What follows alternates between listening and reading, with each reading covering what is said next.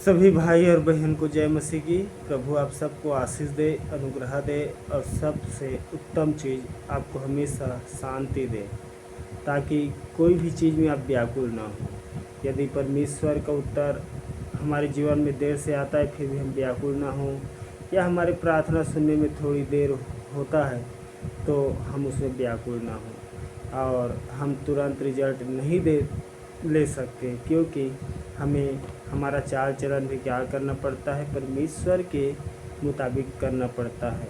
तो हम कभी भी ऐसे काम ना करें जो परमेश्वर को पसंद ना हो, और कभी भी परमेश्वर के वचनों में हम भय विचार ना करें।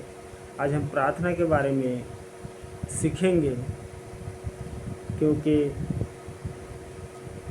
सहायता के लिए प्रार्थना करना हमें क्या चीज़ हमारे जीवन में बहुत ज़रूरी है। तो दो वचन हैं, भजन संगीता 86 का पहला और दूसरा वचन, कि हमें प्रार्थना करने से हमारी बातों को परमेश्वर क्यों सुनते हैं, उसके लिए हम प्रार्थना के अर्थ को समझते हैं। और आज मैं आपको पढ़कर बताता हूँ ताकि मुझसे गलती ना हो। और सब भाई और बहन से दुआ है, जो भी मेरे वीडियो देखते हैं, मेरे लिए और मेरे बच्चों के लिए प्रार्थना करें। मैं वचन को पढ़ता हूँ। हे यहोवा, कान लगाकर मेरी सुन ले, क्योंकि मैं दीन और दरिद्र हूँ। यहाँ पर परमेश्वर हमको सिखाता है, परमेश्वर का वचन, यदि हम प्रार्थना करें और हवाबाजी करके हम अपना दिन भर का जो काम है संसारिक की तरह जिए, तो ऐसे हमारे प्रार्थना को परमेश्वर सुनता तो है लेकिन ग्रहण नहीं करता। तो हमें जैसे यहाँ पर हम जैसे ही वचन को पढ़ते हैं प्रार्थना के विषय में, तो एक बार मैं फिर से पढ़ देता हूँ। हे यहोवा, कान लगाकर मेरी सुन ले, क्योंकि मैं दीन और दरिद्र हूँ।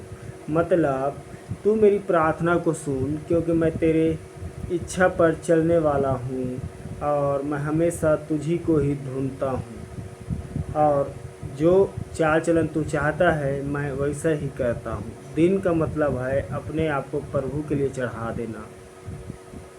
दूसरा वचन पढ़ेंगे। मेरे प्राण की रक्षा कर, क्योंकि मैं भक्त हूँ। तू मेरा परमेश्वर है, इसलिए अपने दास का जिसका भरोसा तुझ पर है उद्धार कर। तो प्रार्थना से पहले हमें परमेश्वर की स्वभाव को समझकर, उसके कामों को जानकर, हमें उसके काम को जब हम पढ़ते हैं कि परमेश्वर ने 6 दिन में क्या क्या बनाया, और उस चीज़ को हम भरोसा करते हैं, क्योंकि उस चीज़ में हम जी रहे हैं, क्योंकि हमारे आँखों से दिख रहा है।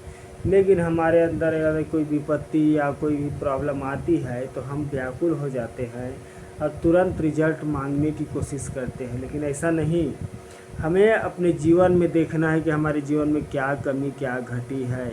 यहाँ पर प्रार्थना करने से पहले परमेश्वर को याद दिला रहा है, मेरे प्राण की रक्षा कर, क्योंकि मैं भक्त हूँ। भक्त का मतलब क्या?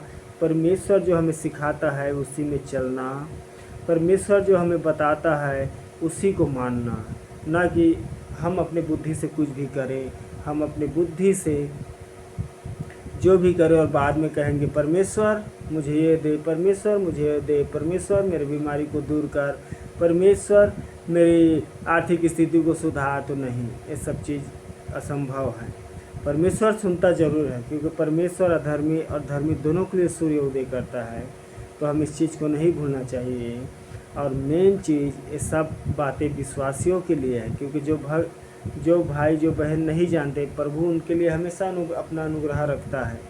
लेकिन जो वचनों को जानकर और हम संसारिक लोगों की तरह हम अपने व्यवहार को रखते हैं, अपने चाल चलन को रखते हैं, बात करने के तरीक़ों को रखते हैं, और हम सीधा बातों को नहीं बोलते, गलत बातों में हमारा दोस्त यार, हमारा नाता रिश्ता ख़राब ना हो बोलकर हम गलत बातों में भी कॉम्प्रोमाइज़ करते हैं। तो इससे क्या होता है, परमेश्वर दुखित होता है, और जो हमारा सहायक रहता है वो हमारा साथ नहीं देता, और उसके बाद हमें क्या करना है क्या नहीं करना है बुद्धि हमारे जीवन में नहीं आता।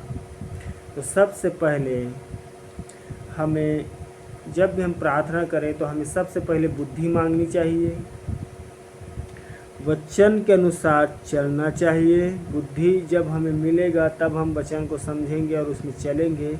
उसके बाद हम अपने आवश्यकता के हिसाब से हमें मांगना चाहिए, और प्रभु 100% इसकी चीज़ को जब देखेगा, सुनेगा, तो 100% हमारा हर एक वचनों का उत्तर देगा, हर एक प्रार्थना का उत्तर देगा। तो मैं यही चीज़ कहना चाहता हूँ, क्योंकि हम लोग बहुत ही जल्दीबाजी करते हैं।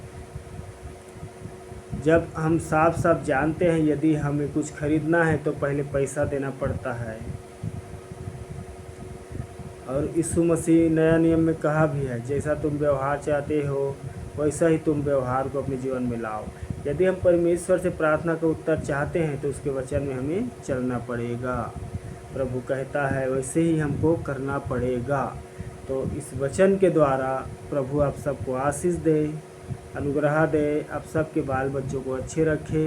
मेरे भी बच्चे हैं, मेरे बच्चे के लिए भी प्रेयर करना, प्रार्थना करना, ताकि हम सब प्रभु के इच्छा में चलने वाले हों। मैं सभी भाई बहन को जय मसीह की कहता हूँ। इस समय के लिए धन्यवाद।